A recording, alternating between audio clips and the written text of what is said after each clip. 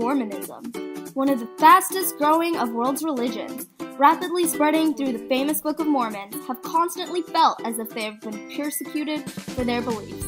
Already kicked out of Kirtland, Ohio and Independence, Missouri, and wanting to leave Nauvoo, Illinois, while already grieving the deaths of Joseph Smith and his brother, they are now keeping their eyes open for a place in Utah.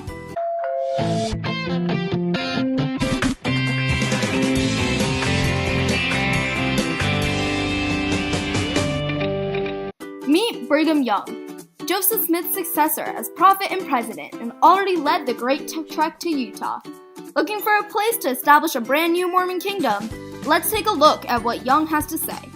Today I brought wives 2, 23, and 47. I just couldn't have brought all 55 of them to help me decide. After experiencing the hard persecution brought to us Mormons, such as the murder of Smith in Illinois, and having to keep constantly moved to keep us safe and well, I'm looking for any good place to establish our own colonization, once and for all, or any promised land. Hello, Brigham. Nice to meet you. I'm Patricia Padula, your realtor today. Nice to meet you, Patty. So today we're going to be looking at 2 areas in Utah. One's in Great Salt Lake City and another's in Ogden. Great. Sounds like a plan. So, Brigham, why don't you tell us a little bit about yourself? Well, us Mormons believe that Mormonism should obviously be the one and only true living church. But clearly some people don't like that. My very own buddy, Joseph Smith, founded Mormonism as the Church of Jesus Christ of Latter-day Saints, and even published the only holy book I've ever loved more than Amsco. This amazing book right here, which just brought more and more people to believe in Mormonism and stand with us in the Mormon community. Oh, I love that book. I am so ready. We need to find a house so fast. So many Mormons have already died of the lung just getting here through the world. We've needed to move so often because we've constantly been persecuted for our Mormon beliefs that definitely oppose a lot of the Protestant beliefs of most Americans. Whenever we attempt to settle down, the rest of society has always been hostile and violent with us. You know, they were so violent when they even murdered my buddy John Smith in his own jail cell, for goodness sakes. Oh, and on to the house.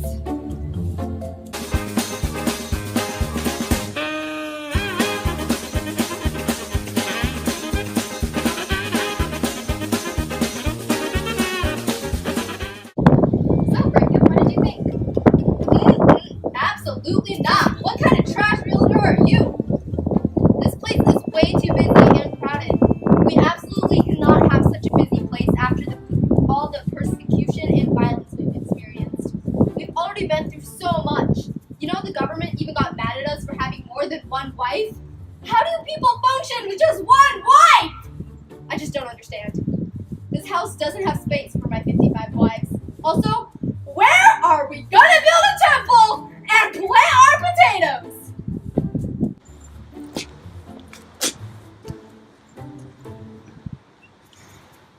You know what, Burger? You need to stop being such a Debbie Downer. I love this house so much. It's a perfect, cozy area for this picnic for 24 to 55 hours. Shut up, wife number 23. No one likes you. I will always support Brick Rig, and I too believe this house isn't satisfactory for us tonight. Okay, then. After receiving feedback from the first house, the realtor has decided to turn his options 180 degrees. Welcome again, Brigham. The next house is called Great Salt Lake City. It's way more remote with high ceilings and open floor plan. Just a place to create a Mormon temple. Well, that's great. Let's take a peek.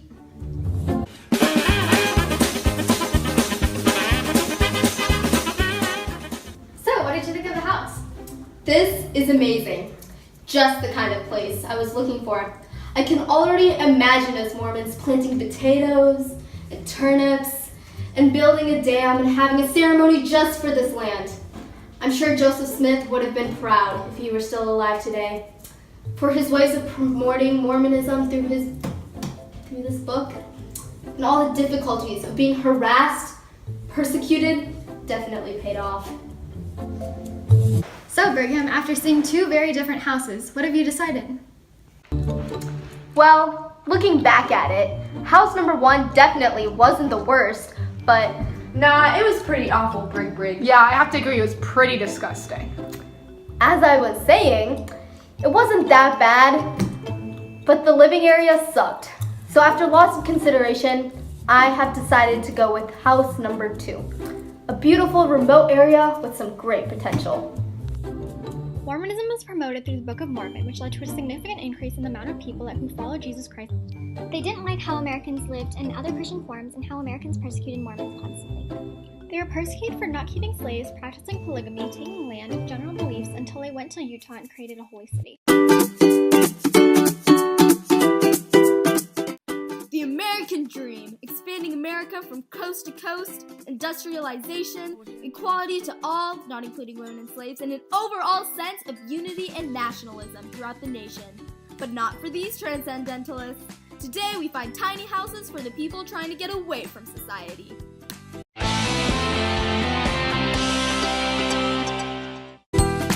Meet Henry David Thoreau. He's a believer in that basic truths come from private experience, instinct, and intuition. Today, he is looking for a house to help separate and isolate himself from society, to get away from the corruption within it. Let's take a look at Henry's wish list. So, after witnessing the corruption within our society, the lies hidden within our organized churches, I'm looking for a place to get away and look for myself or transcend what my eyes and my ears tell me and listen to the inner soul for my truth. So today, I'm taking a minimalistic approach and looking for a tiny house. I've heard from other transcendentalists, books, and magazines, and my friend Ralph Waldo Emerson, that a tiny isolated house would best do the job. It is so nice to meet you, Henry. Oh, it's always been a pleasure. So, after hearing your wish list, I found 2 houses meeting the requirements. So today I thought we could go check them out. Great, sounds like a plan. Okay, let's do it. So, what are your initial thoughts of the whole exterior of the house? Well, after looking at this house, it looks like there's a very nice curb appeal. But I honestly think that this 2-hour journey from town is a bit too short for my taste. Yeah, well, let's go ahead inside anyway and we'll take a look. Okay.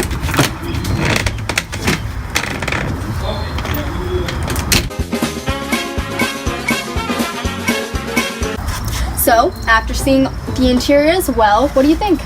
Well, the house is absolutely gorgeous. With this overall size of being small and just barely enough for me, it meets my minimalistic needs. But there's still some issues with this house. Oh, like what? Well, for starters, it was not the location I was going for. I want something a little bit more far away from the rest of society and all the corruption that's happening there. Society's lack of women's and independent women's rights and abolition and slavery just really stirs me the wrong way. And I cannot even begin to talk about the problems with the established churches and religions. Ugh, it's just too much for me. It's all so unnatural. I just wish that this was a little bit farther away. Okay, well, I'll take that into account. So, on to the next house.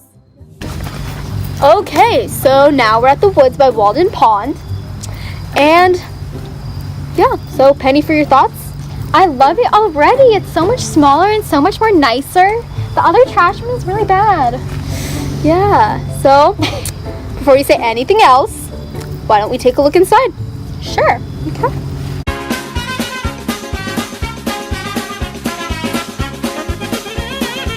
So, Henry, what'd you think? I love this house. I don't even have words to express how beautiful and amazing this gorgeous house is. This tiny house had everything that was not materialistic, which is what I love, and it had such a great isolated factor, which is what I need to stay away from the corruption of society. This can make me seek my spiritual greatness, and I can truly be self-reliant in this house. So, Henry, after seeing both houses, both 2 very different houses, do you know which one you're gonna go for? Like, any decisions made? Well, the Countryside Cutie had all the minimalistic and tiny needs that is truly beautiful house, but it was way too big for me. I just don't know if I can get over the problems with location too. So So after some careful consideration, and after talking to my good friend Ralph Waldo Emerson, I'm gonna have to go with the Pond Palace. This house just truly took my breath away. It lacked all the extravagance and was so minimalistically beautiful.